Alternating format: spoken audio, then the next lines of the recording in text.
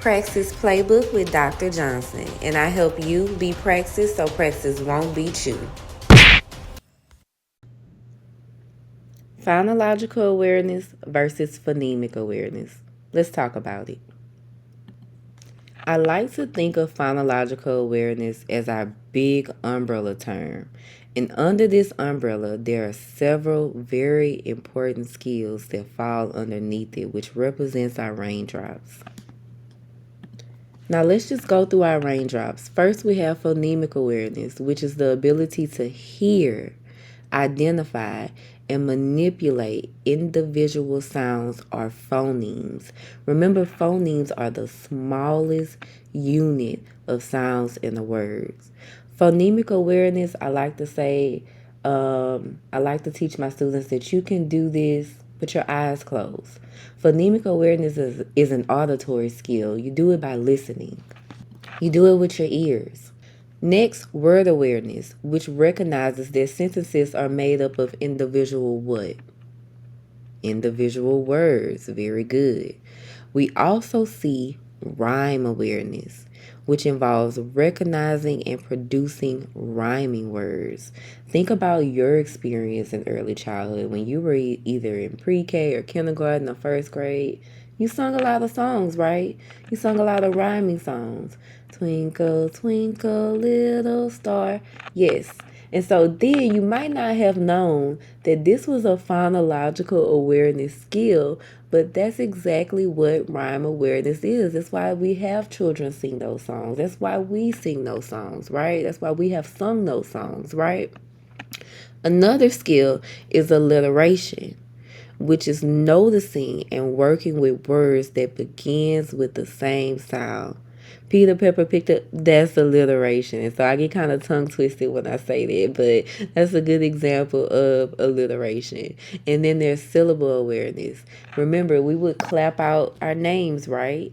That's syllable awareness.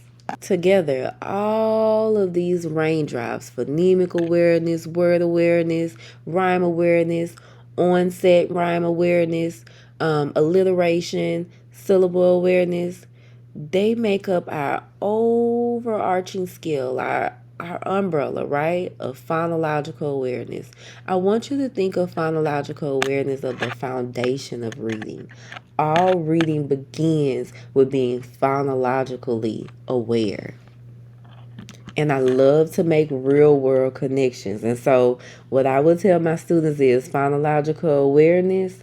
That's the mom, right? That's the mother. And all of these little raindrops are her babies, okay?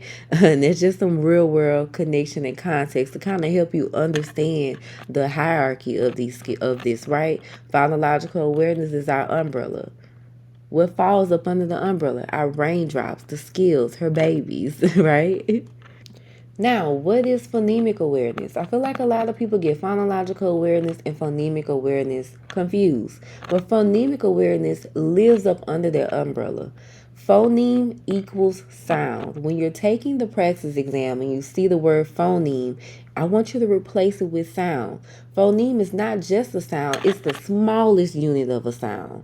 Okay, these are the individual sounds in words.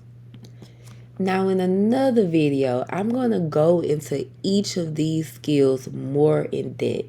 I'm going to give you a definition. I'm going to give you an example. We're going to look at test prep questions. But for the focus of this video, we just want to understand the difference, right? The foundation. What is the difference between phonological awareness and phonemic awareness? And so phonemic awareness can be practiced in different ways. We have phoneme blending. What do you do when you blend something? You put it together, right? We know phonemes equal sounds. Not sounds plural, but sounds singular. It is the individual sounds in words. And so you're blending those individual sounds, those individual phonemes. When you isolate something or someone, what does that mean? That means you're identifying just one sound, one phoneme in a word. Phoneme addition. We know phoneme means sound, and so we're adding something. If we're adding a phoneme, what are we doing? We're adding a sound. Phoneme segmenting. When you segment something, you break it apart. And so again, we know phoneme means sound. And so we're breaking apart, we're segmenting the what? The phonemes, the sound, right? Phoneme manipulation. When you manipulate something, you make a change to it. And so here we're manipulating the phonemes. We're manipulating the smallest unit of sound. And then phoneme deletion. When we delete something, we take it away. So deleting sound, removing a sound, removing a phoneme. Let's recap. Phonological awareness versus phonemic awareness. Remember, phonological awareness is our umbrella. This is the overall concept of hearing. Remember, I said phonological awareness you can do with your ears and with your eyes closed, right? Phonological awareness is an auditory skill. It's our big umbrella. It's the overall concept of hearing and working with spoken sounds in a language. We know phonological awareness, again, going back to that real world connection. Phonological awareness is our mom. She's our umbrella. All right? And so phonemic awareness, remember that's our raindrop. That's one of her babies. It's one of phonological awareness babies. Phonemic awareness is a specific skill that falls under phonological awareness. So remember, phonological awareness is the big idea. Phonemic awareness is one piece of it, right? That focuses on the individual sounds. We know phonemic awareness, a phoneme is a what? Phoneme means sound, right? There are many different ways that phonemic awareness can be practiced through blending, segmenting, isolation, manipulation, deletion. And so that's the difference between phonological awareness and phonemic awareness. Praxis Playbook with Dr. Johnson, and I help you be Praxis so Praxis won't beat you.